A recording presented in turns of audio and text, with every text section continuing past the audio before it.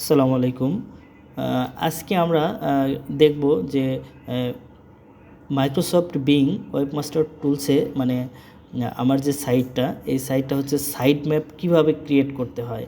ঠিক আছে, তো আমরা এই ড্যাশবোর্ড থেকে যাব এই সাইট ম্যাপসে ক্লিক করব। ক্লিক করার পর এরকম একটা ইন্টারফেস আসবে। তো এরকম একটা ইন্টারফেস আসলে আপনি এখানে দুইভাবে করতে পারেন।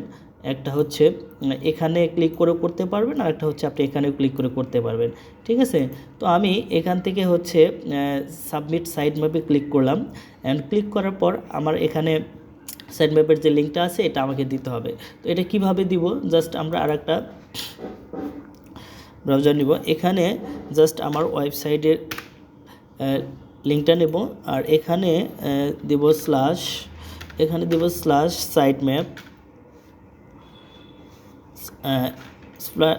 /sitemap.xml। তো এখান থেকে এটা লেখার পর হচ্ছে জাস্ট আমি ইন্টারে ক্লিক করব। ইন্টারে ক্লিক করার পর এরকম একটা ইন্টারফেস আসবে, আমি আপনাদের ভালোভাবে দেখাচ্ছি। এরকম একটা ইন্টারফেস আসবে। ঠিক আছে, তো আমার এখান থেকে হচ্ছে আমার এই ফুল লিঙ্কটা আমি এখান থেকে কপি করব। কপি করে জাস্ট আমি এই সাইট ম্যাপ এখানে জাস্ট পেস্ট করব। পেস্ট করার পর হচ্ছে আমি এই সাবমিট বাটনে ক্লিক করব।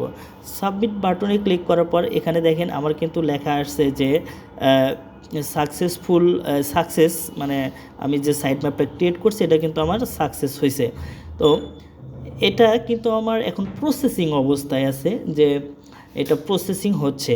তো এখান থেকে আপনি অনেক কিছুই দেখতে পাবেন, যে এখানে আপনার কতগুলো পেজ ইন্ডেক্স হয়েছে, কতগুলো পেজ ইন্ডেক্স হয় নাই, আপনি কিন্তু এখান থেকে A to Z এখানে দেখতে পাবেন।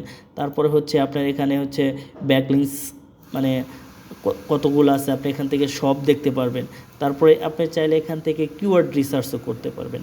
ঠিক আছে, তো আপনারা খুব ইজিলি এভাবে সাইট ম্যাপটা সাবমিট করে এই মাইক্রোসফট বিং টুলসে আপনি কানেক্ট করে নিতে পারবেন। ধন্যবাদ।